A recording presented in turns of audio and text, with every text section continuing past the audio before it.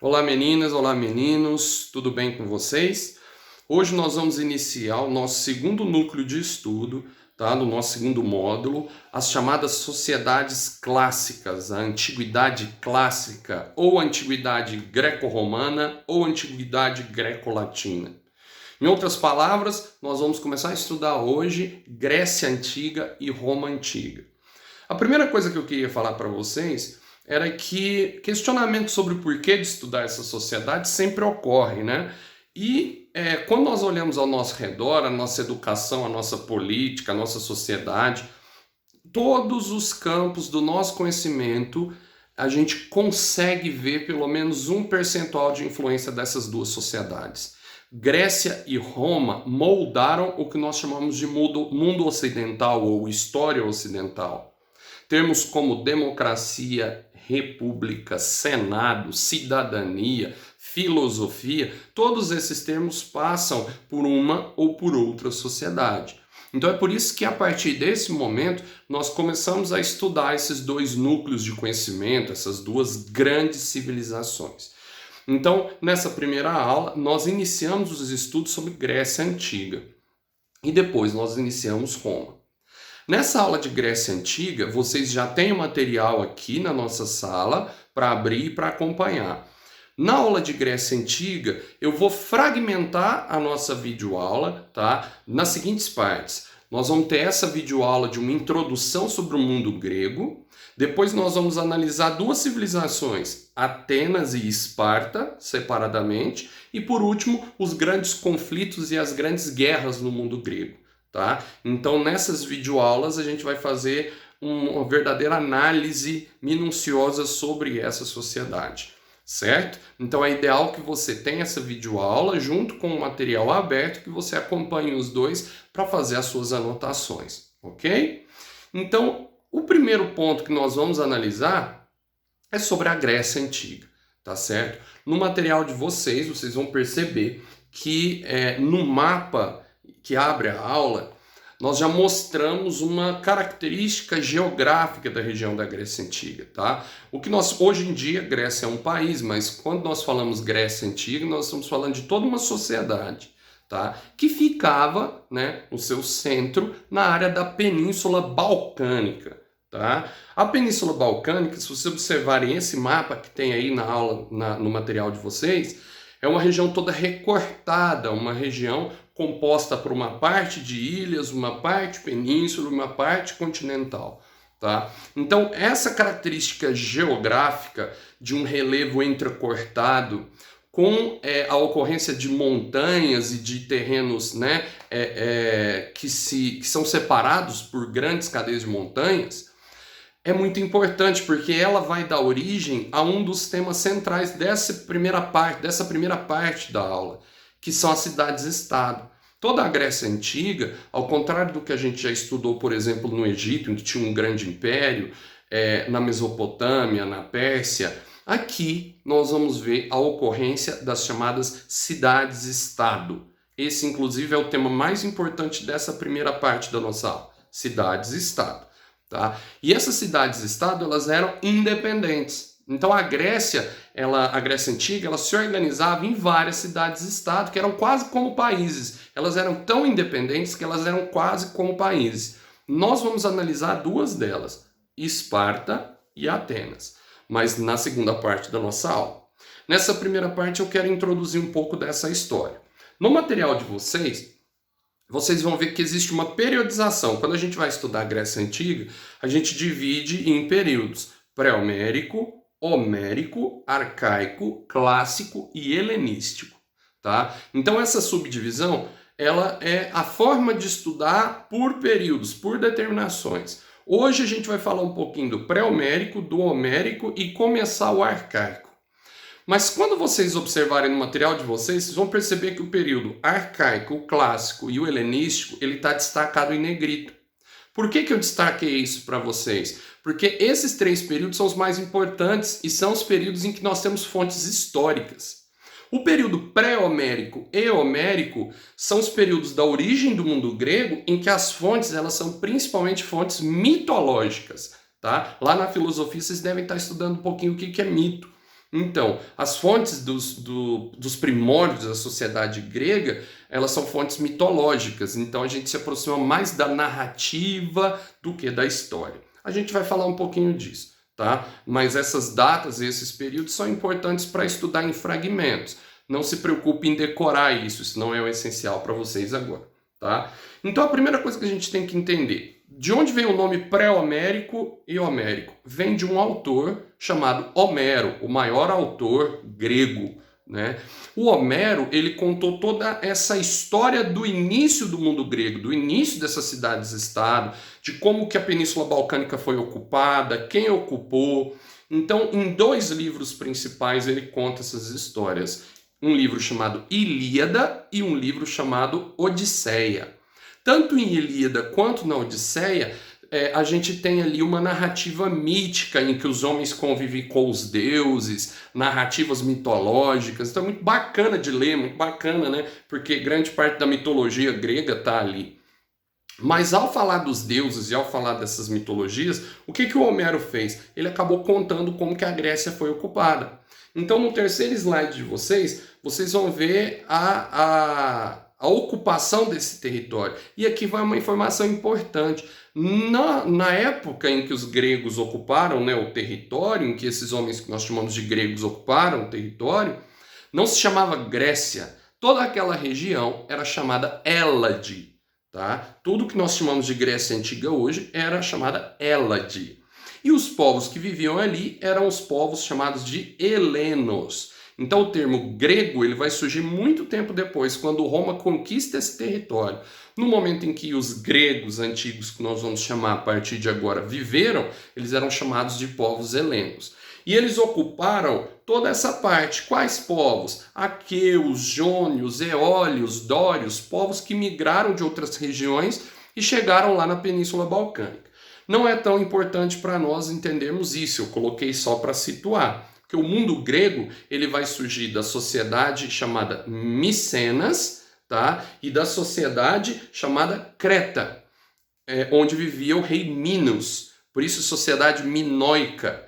Da sociedade minoica, que era da ilha de Creta, com a sociedade micênica, que era da península e do interior da região dos Balcãs, surgiu o mundo grego. Tá? Então o mundo grego ele surge da união desses 2 territórios. Eu coloquei para vocês que da expansão dessa sociedade vai surgir a Grécia Antiga. Isso no terceiro slide. No quarto slide, eu mostrei para vocês a expansão dos helenos. Tá? Eu estou passando bem rápido porque realmente é a parte que nós menos temos que nos concentrar nesse primeiro momento de aula. Os helenos eles se expandiram por todo o território, ocupando as regiões e tentando buscar as terras férteis, as rotas comerciais. E quando eles vão formar o território, tem um evento que o Homero contou lá na Ilíada, que é extremamente importante para a gente e que recebeu o nome de Guerra de Troia. Tá? Na Guerra de Troia, houve a união de todos os gregos contra os troianos. Né, para controle do mar Egeu e de toda essa região da Península Balcânica que nós estamos falando, né? Toda essa região que está pelo mar Egeu, que tem acesso ao mar Mediterrâneo. Tudo isso era palco de muitas disputas comerciais. E os gregos e os troianos entraram em guerra para controlar essa região. Mas com certeza você não ouviu falar desse conflito por causa de comércio. Você ouviu falar desse conflito por causa de uma mulher, a mais bela de todas, a Helena de Troia. A Helena de Troia, mulher do rei Menelau, troiano, grego, e que se apaixonou pelo príncipe troiano, o príncipe Paris. Dessa paixão proibida nasceu a guerra, porque a Helena foge com o príncipe Paris e os gregos declaram guerra aos troianos. Essa é a forma mítica, é a forma narrativa de contar o conflito entre os dois. E tem vários elementos que com certeza vocês já devem ter visto em algum lugar. Cavalo de Troia, por exemplo. Foi a forma que os gregos encontraram para vencer os troianos. Troia era cercado por muralhas gigantescas e os gregos não conseguiam entrar no território troiano. E foi por meio da estratégia de oferecer um grande cavalo de madeira para os troianos, como um símbolo da rendição.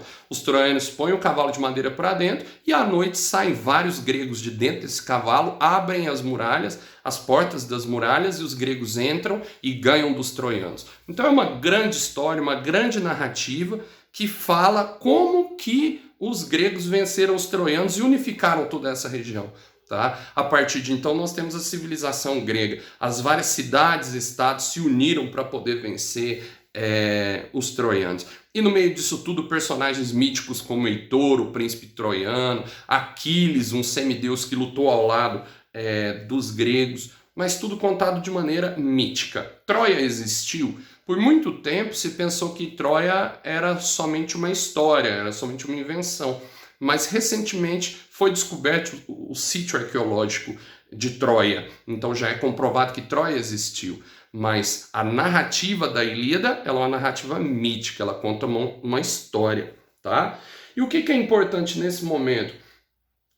Foi formado o mundo grego, tá certo? E eu coloquei nesse slide, no finalzinho, que quando isso tudo ocorre, os dórios invadem, que são outros povos que chegam na região, povos militarizados, e da mistura de todos esses povos surgem as cidades-estado, surgem os povos gregos. Tá? Isso tudo ocorre no chamado período pré-homérico e no período homérico. Quando nós chegamos no período arcaico, e é o ponto central da nossa aula de hoje, o que é desenvolvido ali? As chamadas cidades-estado. Uma cidade-estado é um núcleo, né, de povoamento independente do outro. Nós vamos analisar duas cidades-estado, como eu disse, Esparta e Atenas. Essas duas cidades-estado, elas eram tão diferentes que pareciam dois países diferentes. Então, como que foram formando essas cidades-estado? Primeiro, por isolamento geográfico. Elas eram tão isoladas, elas estavam tão distantes e tão separadas que elas desenvolveram culturas próprias. Umas sociedades eram mais agrárias, outras sociedades eram mais comerciais, outras sociedades eram mais militarizadas. Então, cada cidade tinha uma característica específica. Por isso que ela era chamada de cidade-estado. O que eu destaquei para vocês? Toda cidade-estado ela tem um padrão. Existe uma parte da cidade-estado mais alta, tá? Chamado de acrópole. Nessa parte mais alta ficava ali a defesa, um observatório, ficavam os templos dos deuses. E uma parte mais central da chamada ágora, que era o centro do mundo da polis. O centro do mundo, olha a palavra que eu vou usar, político. Tá? Então, o mundo político nada mais é do que o mundo da polis. O que é polis? Cidade-estado. Tá? Então nós vamos estudar as polis gregas a partir de agora. E todas elas tinham uma estrutura central, chamada de ágora, e uma parte mais elevada, chamada acrópole. Essas cidades elas foram se localizando nas regiões mais privilegiadas, de acesso ao mar, as regiões com as terras mais férteis. Então a cultura grega ela vai se expandir por meio dessas polis, por meio dessas cidades-estado. Entendendo a formação dessas cidades-estado, como eu coloquei para vocês, elas se formam por meio da evolução das famílias até chegar numa cidade-estado. Então, qual que é o primeiro núcleo que nós tínhamos na Grécia Antiga? Os chamados genos. Lembra da palavra genética? Então, vem de gene. Gene, geno. O que era um geno? Era uma família, um grupo de indivíduos da mesma família, que tinham ligação familiar. Esses genos eles se uniam para buscar terras, buscar sobrevivência. Com o tempo, esses genos vão crescer até virar a polis. Só que até chegar na polis, olha o que acontece. Para poder se proteger, as famílias, os genos, elas perceberam que era melhor que elas se unissem com outras famílias. Então, da união de vários genos, de várias famílias, foram se formando as chamadas frátrias. O que frátria? Fraterno, amigo. Então não era mais a ligação familiar, era a ligação de união dos vários genos. Então da união desses vários genos surgiram as frátrias. Para que se unir? Para se fortalecer, buscar sobrevivência e buscar boas terras. Só que eles perceberam que era melhor que eles se unissem em grupos maiores ainda. Então os vários genos formavam as frátrias. As frátrias começaram a se unir e formaram as tribos. E da união das várias tribos nós temos a polis. Então como que o geno passa para a polis? O geno evolui na busca de proteção, na busca de sobrevivência e do controle das terras mais férteis. Então, quando surge a polis, nós temos uma estrutura complexa, em que a polis é uma cidade-estado formada por várias tribos. Cada tribo vai ser como se fosse um bairro dentro dessa polis, uma parte gigantesca de um grupo de indivíduos unidos. E lá nós temos as frátrias e os gênos familiares. Por que isso tudo foi feito, tá? De novo, eu destaco na busca da sobrevivência, na busca das terras melhores, na busca do controle e do poder. Quando se forma a polis, nós temos uma estrutura complexa de poder, com proteção militar, com agricultura e principalmente uma estrutura organizada por um esqueleto político extremamente patriarcal, tá? Ou seja, o homem ele tinha o controle político, ele tinha a decisão política.